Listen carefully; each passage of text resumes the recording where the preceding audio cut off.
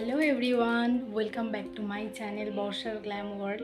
তো সকলকে নমস্কার। সকলে কেমন আছো? আশা করছি ভালো আছো। তো আজকে আমি একটা দেখতেই পাচ্ছ একটা রেড কালারের শাড়ি পরে ফেলেছি, আর তার সঙ্গে একটা গোল্ডেনের ওপরে এরকম ব্ল্যাক ব্লাউজ দিয়ে কম্বিনেশন করে পরেছি। তো এই শাড়িটার সঙ্গে একটা খুবই অ্যাফোর্ডেবল মেকআপ লুক আমি ক্রিয়েট করতে চলেছি আজকে।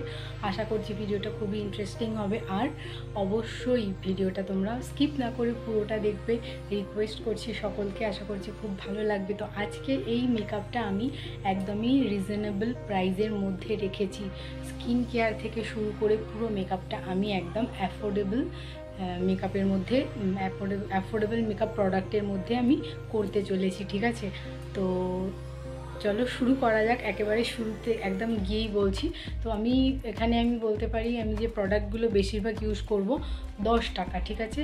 তো 10 টাকার আজকে থাকবে মেকআপ লুকটা। তো কেমন হবে চলো শুরু করা যাক। শুরুতেই আমি আমার স্কিনটাকে প্রিপেয়ার করে নেব। তো তার জন্য আমি এখানে একটা টোনার ইউজ করছি। এটা হচ্ছে পিলগ্রিমের ফেস মিস্ট অ্যান্ড টোনার, ঠিক আছে?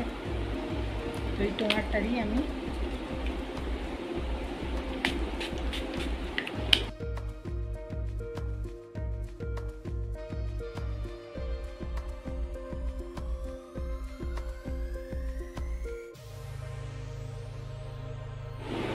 টোনারটা আমার অ্যাপ্লাই করা হয়ে গেছে। এরপরে আমি 1 মিনিট মতো ওয়েট করে তারপরে আবার নেক্সট স্টেপে যাব। আর এখানে আমি একটা ময়শ্চারাইজার ইউজ করছি। এটা ডট অ্যান্ড কিয়ের একটা ময়শ্চারাইজার। এটা খুবই ভালো একটা moisturiser, vitamin E and C আছে এর মধ্যে। তো গোটা মুখে ভালো করে ডট ডট করে লাগিয়ে আমি এখানে সুন্দর করে গোটা মুখে লাগিয়ে নিচ্ছি, একটু হালকা করে ম্যাসাজও করে নিচ্ছি, যাতে স্কিনের মধ্যে খুব ভালোভাবে এটা অ্যাবসর্ব হয়ে যায়, আর আমার মেকআপটাও যাতে লং লাস্টিং হয়। তো অ্যাফোর্ডেবল যেহেতু রেঞ্জের মধ্যে মেকআপ হচ্ছে, তো সেই জন্য স্কিন কেয়ারটা খুব ভালোভাবে করে নিতে হবে, যাতে রিজনেবল প্রাইসের মধ্যে মেকআপ হলেও আমার স্কিন কেয়ারটা ঠিকঠাক থাকে, আর যাতে ওই মেকআপগুলো একটু মুখের মধ্যে লং লাস্টিং করে। তো আমার ময়শ্চারাইজার লাগানো হয়ে গেল। এরপরে আমি নেক্সট স্টেপে চলে যাব আমার আইব্রোতে। তো এখানে আইব্রোটা একটু আমি কম করে নিচ্ছি। তো তারপরে আমি এখানে এখানে যে আমি আইব্রো পেন্সিলটা ইউজ করছি একটা ব্রাউন কালারের। তো এটা খুবই অ্যাফোর্ডেবল, এটা 10 টাকা দাম। তো এই 10 টাকা দিয়ে আমি এটা কিনেছিলাম। তো যেহেতু এটা আমার অ্যাফোর্ডেবল মেকআপ হচ্ছে, 10 টাকার মধ্যে আমি বেশিরভাগ প্রোডাক্ট ইউজ করতে চলেছি এই ভিডিওতে। তো সেই জন্য আমি এটা নিচ্ছি। তো দেখো আমি আমার আইব্রো একদম লাস্ট পজিশন থেকে ভালো করে ফাঁকা জায়গাগুলোতে একটু ফিল আপ করে নিচ্ছি। তো এটা একদমই খুবই হালকা একটা টেক্সচার আছে, যেহেতু এটা একদম 10 টাকার মধ্যে। খুব ভালো টেক্সচার এটা নয় ব্রাউন কালারটা। তো মোটামুটি কাজ চলে যাবে। তোমরা এইটা রিজনেবল প্রাইসের মধ্যে চাইলে এই ধরনের 10 টাকা করে এরকম আইব্রো পেন্সিল পাওয়া যায়, তোমরা এগুলো ইউজ করতেই পারো।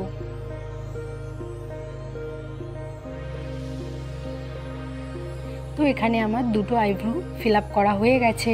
তো কেমন হয়েছে তোমরা অবশ্যই আমাকে জানিও। তো এরপরে আমি মুখে একেবারে ফাউন্ডেশনে চলে যাচ্ছি। তো যেহেতু এটা 10 টাকা রেঞ্জের মেকআপ হচ্ছে, 10 টাকার তো ফাউন্ডেশন পাওয়াই যায় না, আমরা সকলেই জানি। তো সেই জন্য আমি এটা নিজে বানিয়েছি ফাউন্ডেশন। তো কিভাবে বানালাম সেটা জানতে হলে অবশ্যই আমাকে তোমাদের কমেন্ট করে জানাতে হবে। কমেন্ট করে জানিও কিভাবে বানিয়েছি। অবশ্যই তোমাদেরকে আমি এই হোমমেড এই ফাউন্ডেশনটার রেসিপি অবশ্যই তোমাদের সঙ্গে শেয়ার করব। তো দেখো একদম ফাউন্ডেশনের মতনই একটা সুন্দর টেক্সচার আসছে। তো খুবই ভালো একটা হ্যান্ডমেড এটা আমার তৈরি ফাউন্ডেশন। তো গোটা মুখে ভালো করে অ্যাপ্লাই করে নিলাম, হয়ে গেল লাগানো। তো এরপরে আমি আমার আইব্রোতে একটুখানি সার্ভ করে নেওয়ার জন্য লাগিয়েছি, সেম ফাউন্ডেশনই লাগিয়েছি। তো যেহেতু এখানে কনসিলার তো হবে না 10 টাকা রেঞ্জের মধ্যে, সেজন্য ফাউন্ডেশনটাই লাগিয়ে নিয়েছি। তো যারা নতুন মেকআপ করছো তারা কনসিলার হিসেবে তোমরা ফাউন্ডেশনটাকেই লাগিয়ে নিতে পারো, ঠিক আছে? তো এখানে দেখো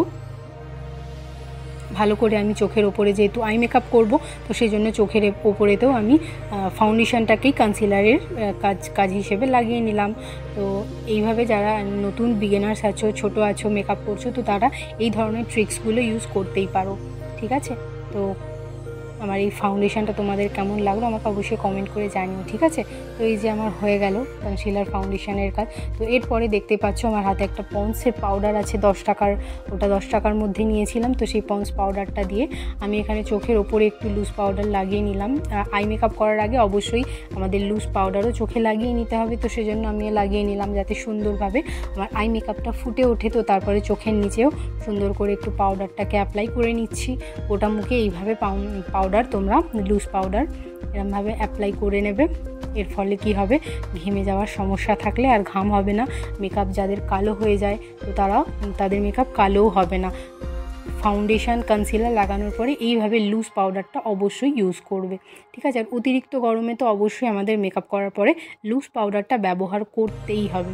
তাহলে তার ফলে কী হবে, মেকআপটা খুব ভালো থাকবে, অতিরিক্ত ঘাম হবে না, আর আমাদের মুখটা কালো কালো ভাব হবে না। তো তার জন্য লুজ পাউডারটা 1 নম্বর সলিউশন, বুঝতে পেরেছো? তো দেখো আমি এখানে একটা ফ্লাফি ব্রাশ দিয়ে ভালো করে আমার কপালটার পাউডারটা ভালো করে অ্যাপ্লাই করে নিচ্ছি সুন্দর করে, যাতে খুব ভালো দেখতে লাগে মেকআপটা আর ঘেমে না যাই আমি। তো তারপরে আমি দেখতে পাচ্ছি এই যে একটা অ্যাফোর্ডেবল একটা আইশ্যাডো প্যালেট। তো 10 টাকার মধ্যে তো কোনো আইশ্যাডো প্যালেট পাওয়াই যায় না। তো এরকম এটা আমি একসঙ্গে একটা সেট কিনেছিলাম, 50 টাকা পড়েছিল হিসাব করে দেখলাম। তো সেরকমই, সেই জন্য আমি এটা ইউজ করছি, যেহেতু এটাই একমাত্র অ্যাফোর্ডেবল আছে। তো দেখো আমি এখানে আইশ্যাডো প্যালেটটা যেটা ইউজ করছি, একটা রেডিশ পিঙ্ক টাইপের সেট নিয়েছি। তো অনেকক্ষণ ধরে অ্যাপ্লাই করলাম, খুব ভালো কালার আসছিল না। তো দেখো তোমরা, একদম হালকা একটা কালার আসছে চোখের উপরে। তো অনেকবার এরকম আমি লাগিয়ে অ্যাপ্লাই করে তারপরে একটা মোটামুটি কালার আনতে পেরেছি, ঠিক আছে। তো সেটাই তোমাদের সঙ্গে শেয়ার করছি। তো রেডের ওপরে কোনো কালারই দেখছি একটুও বোঝা যাচ্ছিল না। তো সেজন্য একটা লাস্টে কি করলাম, পিঙ্ক টাইপের 2টো শেড ছিল, সেই শেডগুলো দিয়ে আমি হালকা করে চোখের মেকআপটা একটু করার চেষ্টা করলাম। তো দেখো মোটামুটি একটা কালার এসেছে, তো হালকা হালকা এসেছে, খুব ভালো টেক্সচারের এটা আইশ্যাডো প্যালেট নয়, পিগমেন্টেডও নয়। তো সেজন্য এটাই, যেহেতু আমার এটা অ্যাফোর্ডেবল রেঞ্জের মধ্যে হচ্ছে, সেজন্য ওটাই আমি ব্যবহার করেছি। তো তারপরে আমি এখানে একটা লিপস্টিক ইউজ করছি। এই লিপস্টিকটা আমি অনেক দিন আগে 2-3টে কিনেছিলাম একসঙ্গে। তো তার মধ্যে এটা 15 টাকা করে পড়েছিল। তো এই 15 টাকা দামি লিপস্টিকটাই একমাত্র অ্যাফোর্ডেবল আছে। তো এটা দিয়ে আমি আমার ব্লাশের কাজ করছি। তো দেখো আমি আমার চিকে ভালো করে লাগিয়ে নিলাম, লাগিয়ে নিয়ে বিউটি ব্লেন্ডারটা দিয়ে ভালো করে এটাকে ব্লেন্ড করে নিচ্ছি।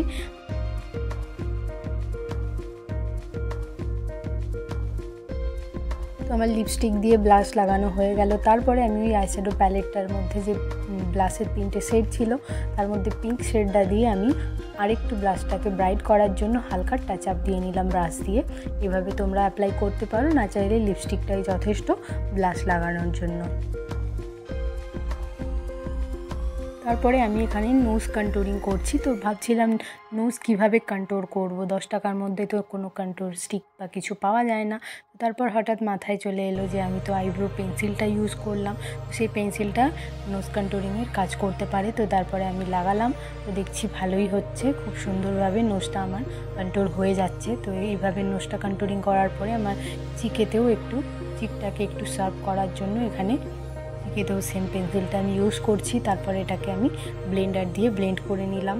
তো মোটামুটি আমার কন্ট্যুরিং করা হয়ে গেল।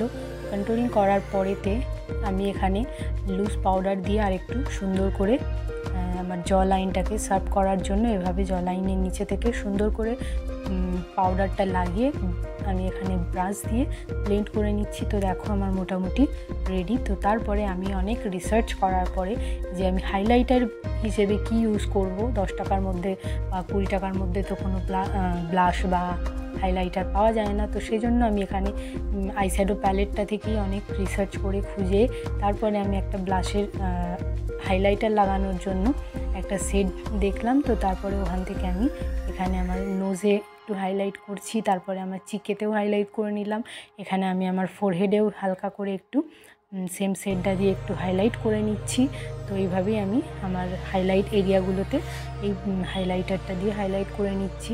তো আজকে এই আমার অ্যাফোর্ডেবল রেঞ্জের মেকআপ ভিডিওটা তোমাদের কেমন লাগলো, এই আইডিয়াটা কীরকম লাগলো তোমরা আমাকে অবশ্যই কিন্তু কমেন্ট করে জানিও। আর ভিডিওটা যারা দেখছো অবশ্যই একটু লাইক করে দিও। আর বান্ধবীদের সঙ্গে বন্ধুদের সঙ্গে যারা মেকআপ ভিডিও দেখতে পছন্দ করে অবশ্যই আমার এই ভিডিওটা একটু শেয়ার করো। তারপরে দেখো এখানে আমি চলে এলাম লিপস্টিকে। তো যেটা দিয়ে ব্লাশ লাগালাম ওই লিপস্টিকটা ইউজ করছি। তো দেখো 15 টাকা দিয়ে কিনেছিলাম এই লিপস্টিকটা, কত ভালো টেক্সচার আর কালারটা কত ব্রাইট।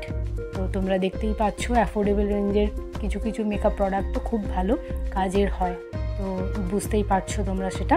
তো তারপরে আমি এখানে তো চোখেতে এখানে আমি লাইনার লাগাতে তো ভুলেই গিয়েছিলাম, তো তারপরে আমি এখানে আবার এই লাইনারটা খুঁজে খুঁজে আনলাম। তো আমার তো অ্যাফোর্ডেবল রেঞ্জের মধ্যে, তো এখানে আমি বেশি দামি লাইনার ইউজ করতে পারবো না, তো সেই জন্য আমার এই লাইনারটা আমি কম দামের মধ্যে কিনেছিলাম। এটা 10 টাকা নেয়নি, তবে এটা 30-35 এরকম নিয়েছিল, তো এটাই একমাত্র অ্যাফোর্ডেবল আছে, তো সেই জন্য আমি এটা আবার ইউজ করছি লাইনার হিসেবে, ঠিক আছে।